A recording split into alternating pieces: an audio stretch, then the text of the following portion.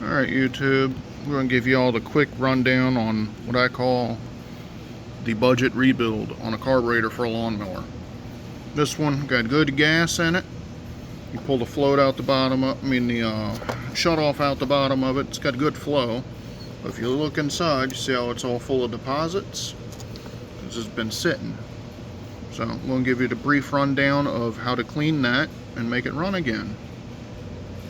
First thing, get it out of the lawnmower or piece of equipment you're working on. I'm not going to show you that because every one of them is different. This is a fairly common engine style, the Briggs overhead valve. It's super simple to get it apart. Just loosen your front bolts so you can lift this up a little bit, and then your bolts just come out. Take your pieces off, take a picture of where everything went, that kind of thing. And secure your fuel line so you don't make a mess. Alright, got the carburetor over here in a vise. Made care not to pinch anything in it. And it's not incredibly tight. It's just enough to hold it snug. You don't have to do that. You can do it barehanded, but this will save you stabbing yourself. So this is a 1/2 inch to get this little guy out of here. This is your anti-backfire valve. It shuts fuel flow off. And you can see he's stuck. Hey, and now we're leaking. But he ain't moving like he's supposed to. So we're going to clean that separately.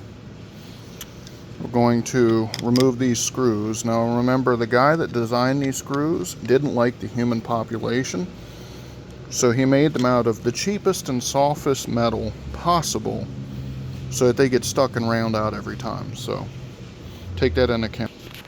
Alright, cursed screws are removed. Let's go ahead and pop this off, see what we got.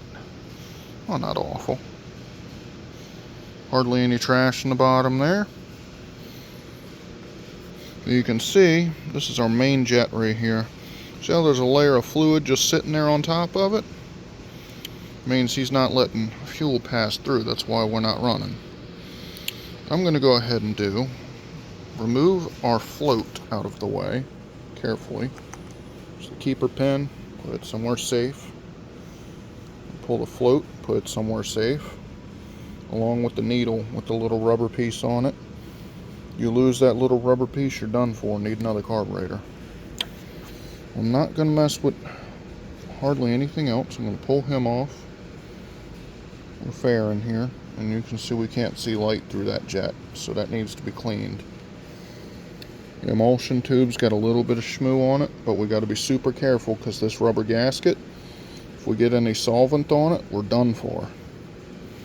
So while this rubber gasket's still nice, soft, and pliable, we're going to move him out the way carefully. Put him to the side. Now we're clear. We can clean all of this. There's another little O-ring here. We'll be watching to that. Mainly I want to clean this and make sure this port's open and this port's open. You know, I'm going to put a little jet brush through this, but it's not super important. Alright, got a couple tools here. These are jet brushes. I got them off Amazon for like a nickel. This is a dental pick I may have allocated last time I went to the dentist. But main thing is to poke through and clean all your jets out. So see, I pushed him out. Now we got to get something through that tiny little hole there and clear the blockage. See, it's got all kinds of crap built up on it.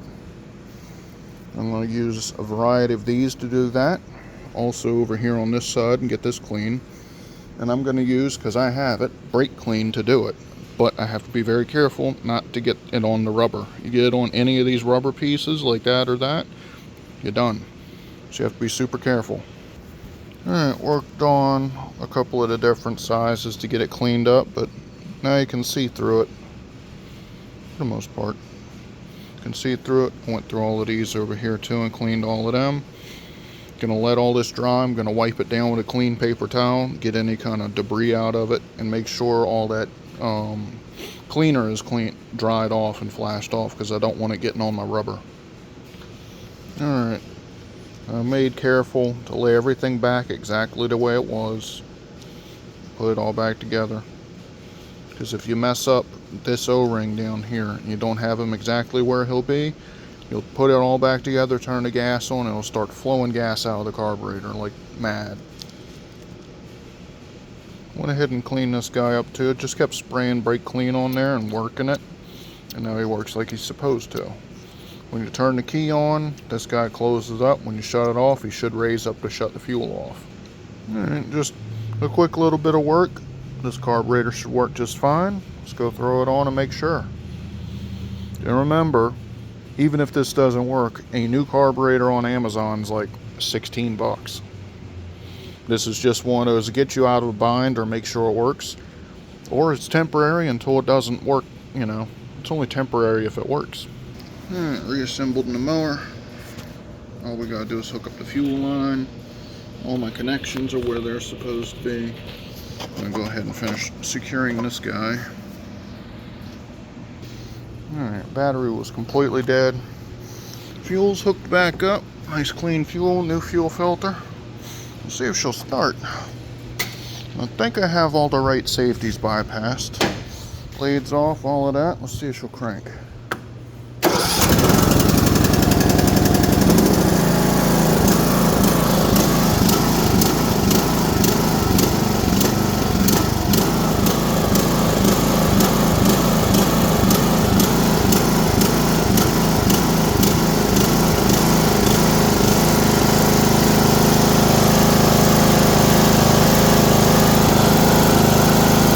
And there you go.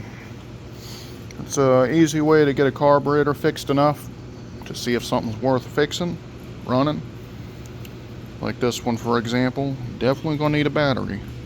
We're in the great year of 2024, and this sucker is about, well, it's gonna be going on 4 years, almost 5 years old, according to that sticker. Everything else seems good on it. I'm about to go take it for a toot around, see if it cuts grass, and then I think this is going to be a good mower. Alright, hope that was helpful. Comment, rate, subscribe. Have an awesome day.